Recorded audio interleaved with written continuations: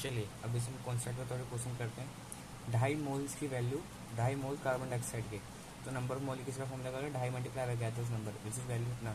Carbon की atomicity कितनी है 1, 1 मल्टीप्लाई 2.5 तो हो जाएगा इतनी वैल्यू। अब ये कितना है 2 है ऑक्सीजन की, तो 1 गुना gases number. In sample of 1.5 mole की वैल्यू है अमोनिया की, तो 1.5 मोल एवोगैड्रोस नंबर 3। अब यहाँ पे 3 है, 3 को समझ में करो 4.5 एवोगैड्रोस नंबर। टोटल आपको निकालने टोटल भी निकाल सकते हैं।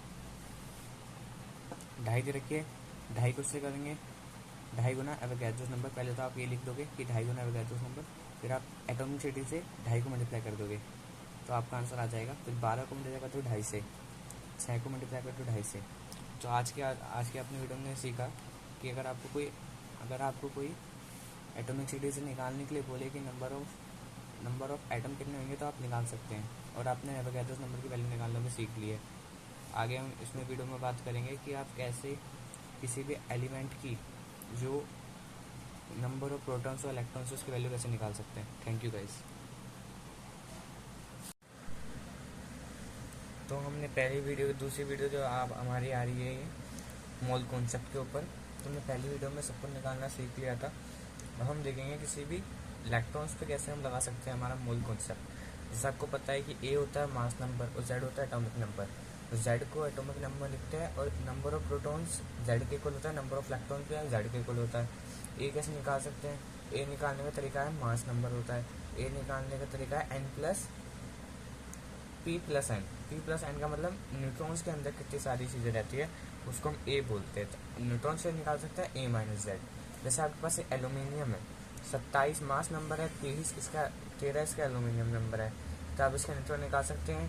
क्यों नहीं निकाल सकते, 17 माइनस 13, 27 माइनस 13 14 आ गया। आपको ये समझ में ही आ गया होगा। यहाँ पे देखिए एटम में एवोगैड्रोस नंबर इतने होते हैं, एल्यूमिनियम के 13, हमें इलेक्ट्रॉन निकालना है। इलेक्ट्रॉन कितने होते हैं एल्यूमिनियम में 13, 13 मल्टीप्लाई बाय Na, तो 13 Na 14 इलेक्ट्रॉन। तो ऐसे ही इसमें लगता है।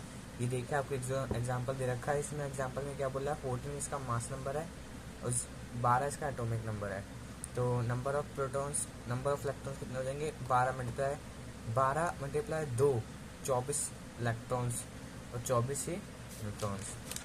तो आपने इसमें लगाना सीख लिया है। और एक और कंसंट्रेशन टर्म्स आते हैं हमारी की प्रेशर जो होता है, ये हो गया relationship between a number of moles and volume of STP. Volume of STP मतलब अगर एक बीकर के अंदर कोई गैस भरी है तो उसके अंदर कितने नंबर ऑफ मोल्स होंगे और किस टेम्परेचर पे होंगे, उसको हम वॉल्यूम ऑफ एसटीपी कहते हैं। तो ये देखिए, तो वॉल्यूम ऑफ एसटीपी में क्या होता है, volume of gas inversely proportional होता है, बाकी वो टेम्परेचर के और मोल्स के भी डायरेक्टली प्रोपोर्शनल होता है। यही बात होती है इसमें। आगे देखते हैं। ये आपको पता ही है कि 1 मोल की वैल्यू ये होती है, 2 मोल की वैल्यू ये, 3 मोल की वैल्यू ये आप क्वेश्चन देख लेना, ये आपसे क्वेश्चन हो जाएंगे। मैं क्वेश्चन आपको दिखाया था सॉल्यूशन के साथ। अगर आपको ना आए तो आप सॉल्यूशन भी देख सकते हैं। क्योंकि मैं कैमरा ठीक कर दूँ। ये देखिए,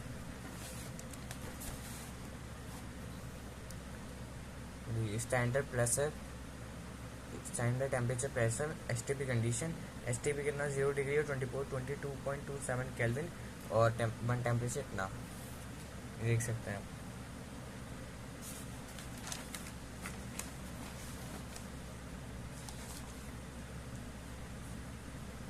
आपको एक क्वेश्चन शायद करने चाहिए। और देखो मिलियंस की बात होती है तो जितने आपको गिवन है उसके नीचे 1000 से डिवाइड कर देना है, बाकी आपको पता ही है। और अगली वीडियो हमारी कंसंट्रेशन टर्म्स के ऊपर होने वाली है, जब हम ब्लैक बोर्ड पर समझेंगे। आप इतना ही समझिए, देखिए इसमें सब नोट करिए। आप ये क्वेश्चन ट्राई करना है। आपको क्वेश्चन दिखा रहा हूँ, ये वही है जो मैंने पढ़ाया अभी तक।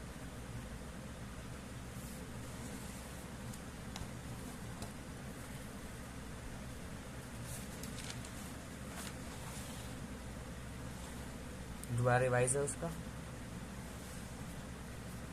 देखिए अब यहाँ से पढ़ते हैं। मास ऑफ इलेक्ट्रॉन्स क्या होता है 9.1 टू 10⁻31 kg और जी में होता है 28। मास ऑफ प्रोटॉन ये होता है बराबर ही होता है प्रोटॉन न्यूट्रॉन ग्रुप। आपको पता है न्यूक्लियस के अंदर रहता है तो उनका मास सेम ही आना चाहिए। ये देखिए और देखो find the mass of any atom कैसे निकालते हैं, multiple its mass number with a mass of P और न्यूट्रॉन्स। मतलब आपको किसी का अगर मास निकालना है एटम का तो उसके प्रोटॉन्स से मल्टीप्लाई कर दो, उसके चार नो मास नंबर से मल्टीप्लाई कर दो प्रोटॉन्स और न्यूट्रॉन्स की संख्या, तो आके उसके एटम्स आ जाएंगे। तो 1/n निकालने का तरीका दिखा रखा है यहाँ पे, जिसकी वैल्यू होता है 1.67 × 10⁻²4। डिफाइन कर रखा है क्योंकि 1 AMU क्या होता है, एक कार्बन के एटम के बराबर होता है।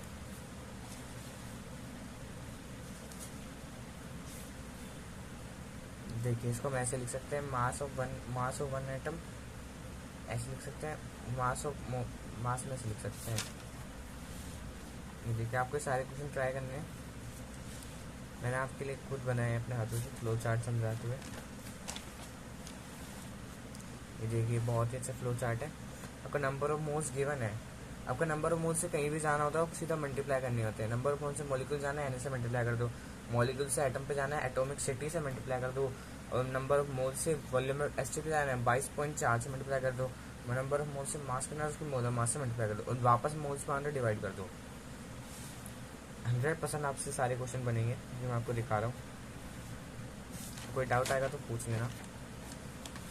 और एक और चीज़ आती है, ये देखिए आप ऊपर देख रहे हैं आप सुक्रोज का फॉर्मूला क्या होता है, C12H22 और O11। जैसे आपको बोला है कि 1.5 मोल दे रखा है 6 का, तो 1.5 मल्टीप्लाई बाय 12 कितना हो जाएगा, 6 मोल हो जाएंगे इसके कार्बन के। मतलब ऐसे आप निकाल सकते हैं 2 मोल उसके कितने हो गए, 4 मोल। 4 मोल्स आप इससे निकाल सकते हैं। ऐसे ही नया कॉन्सेप्ट आता है। तो आगे हम पढ़ेंगे, आगे हम कंसिडरेशन टर्म्स पढ़ेंगे, इसके बाद हम मास परसेंटेज कंपोजिशन पढ़ेंगे।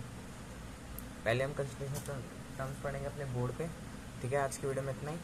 आप इन सब क्वेश्चन को ट्राई करना और चैनल को सब्सक्राइब करके मत जाना, बिना सब्सक्राइब करे मत जाना, सॉरी।